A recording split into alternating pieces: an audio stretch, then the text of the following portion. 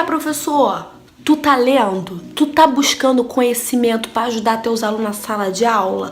Ou tu só tá reproduzindo o que tu aprendeu lá em 1900 e vai pra trás com o teu professor lá antigão? Você tá lendo? Não? Então tu precisa ler, tá? Recomendo a tua revista aqui, ó. Vamos ler um pouquinho?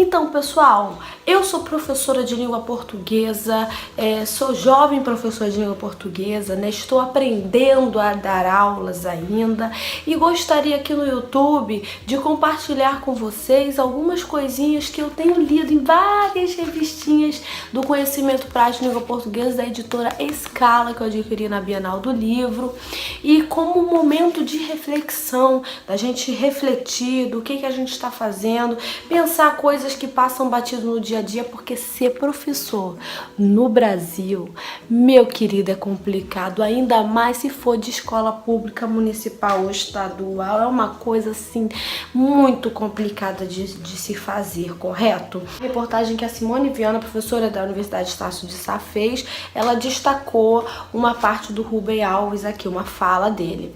A semente do pensamento é o sonho, por isso os educadores, antes de serem especialistas em ferramentas do saber, deveriam ser especialistas do amor, intérprete de sonhos. Então a primeira coisa, o aluno, que ele está fazendo na sala de aula, de qualquer idade, desde os pequenos até o ensino médio. O que o aluno está fazendo, acordando 5 e tantas, 6 e tantas da manhã, pegando sua condução, indo de bicicletinha ou indo a pé, indo para a escola, cantando o hino nacional, sentando de forma militar um atrás do outro, copiando o dever do quadro, respondendo, o que ele está fazendo, qual é o sentido. Se o aluno não souber o sentido do porquê ele está na sala de aula, na escola, o que ele vai fazer? Jogar bolinha no colega, puxar o cabelo, enfiar lápis no ouvido dos outros, levar objeto cortante para a escola, zoar, fazer bullying. É isso que ele vai comer. Tá, querido? E tu muito, mas muito crítica que eu gostaria de conversar com vocês é a questão de qual método ensinar. Porque você, sendo professor de qual área você for, de qual nível você for, o método é o que vai fazer a diferença. O que você vai fazer? Por quê? Se você for professor de português, língua portuguesa, você vai saber o que é verbo, você vai saber o que é substantivo, adjetivo, advérbio, tu vai saber as classes de palavras, a sintaxe, a semântica, a morfologia, tu vai saber tudo, porque você tem que saber para você ensinar. Só que isso não basta, você tem que ter métodos para ensinar. E eu, Natália, acredito no seguinte, que deva haver um diálogo entre o tradicional e o contemporâneo e o moderno, porque a vida é assim. A vida não é uma exclusão de um pensamento, porque todo método educativo ele veio através de um pensamento cultural da sociedade atual. Correto, querido? Ninguém ensina do nada o que quer. É porque a sociedade muda, tudo muda, então há necessidade de você melhorar a sua forma de ensinar. Só que excluir uma didática em detrimento da outra é burrice. Porque dentro de uma sala de aula você tem diversidade de pensamentos e alunos e culturas e tudo. Então você tem que minar as dificuldades dos alunos. Não que você seja Deus para tirar todos os problemas do mundo, mas você tem que minar as dificuldades. Então, como você mina as dificuldades? Mostrando métodos diferentes de você poder ensinar. Ela fala, lembra você que o conhecimento fica, ou seja, o aluno consegue entender se tiver cor, música, analogias, humor, situações, problemas, algo de bizarro, se fizer repetições e muito mais. Ou seja, não é só a brincadeira, não é só o jogo, é também o espanto, Alguma coisa que você vai explantar é também atividade de repetição. Então são jogos, atividades dinâmicas e repetições. É tudo misturado. Porque a sua sala de aula, ela tem que ser uma comunidade investigativa. Na sala de aula, o aluno tem que descobrir, investigar o que ele está aprendendo, não simplesmente repetir só. Então você tem que saber que vai ter o momento dele descobrir, o momento de ele valorizar e o momento de ele repetir. Mas quais seriam as características didáticas de um bom planejamento didático que permitiria esse diálogo fluente entre o aprendente, a sala de aula e o objeto de estudo? Aí tu fala coerência, unidade, continuidade, sequência, flexibilidade, objetividade, funcionalidade, precisão e clareza. E quais são os métodos? O que você usa? Quais são os recursos, as estratégias que você usa? Você tem muita coisa para você usar, vai depender da sua matéria, do que você vai dar, mas você pode usar coisas palpáveis para aquele aluno. Saiu um jogo de futebol, puxa o jogo de futebol para a tua aula, para os teus exemplos.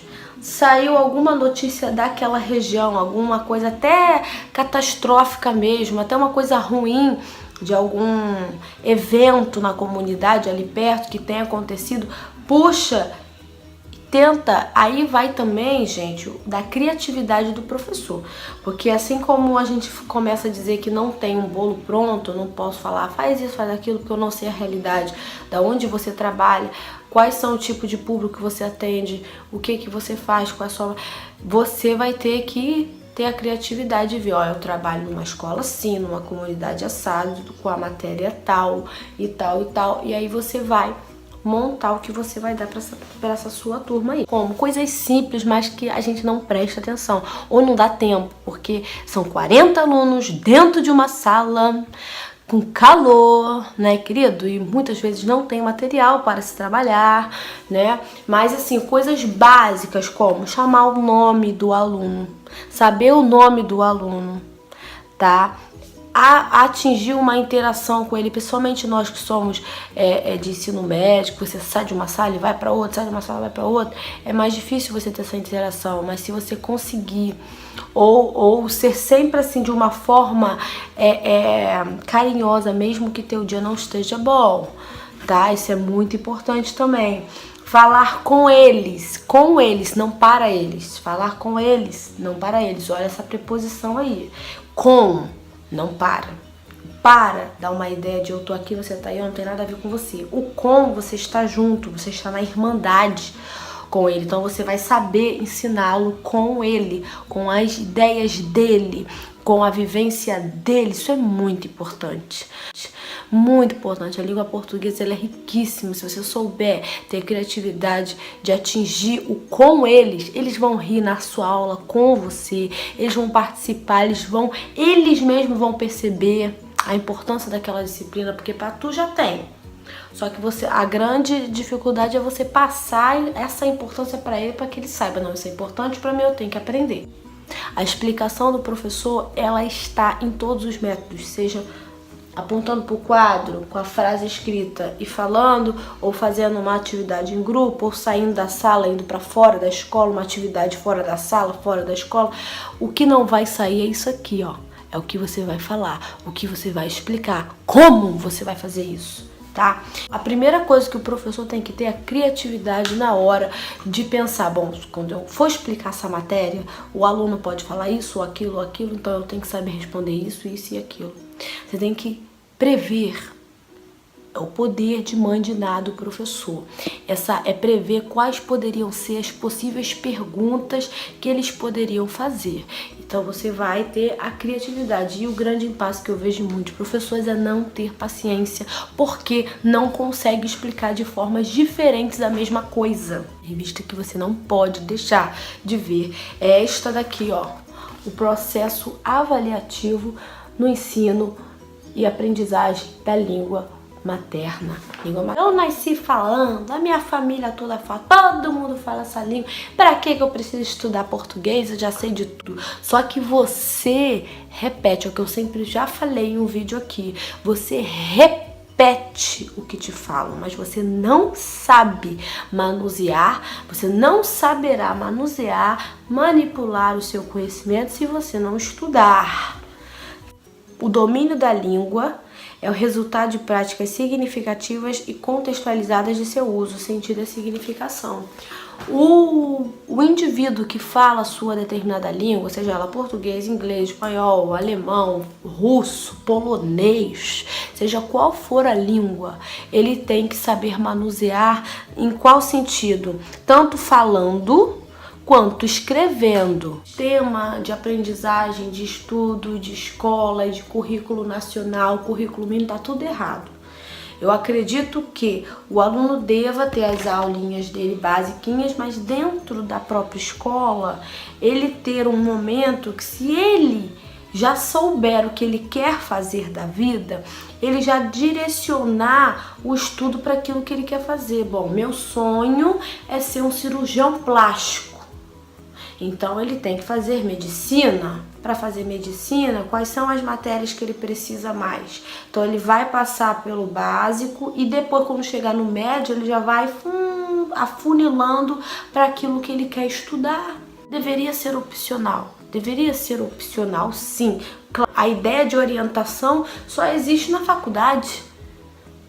Não pode ser assim. A ideia, não estou falando de orientador educacional, bateu, pulou, puxou, rasgou, furou, quebrou na escola, vai para o orientador educacional. Não é isso. O orientador, ele deveria ser do que você quer ser.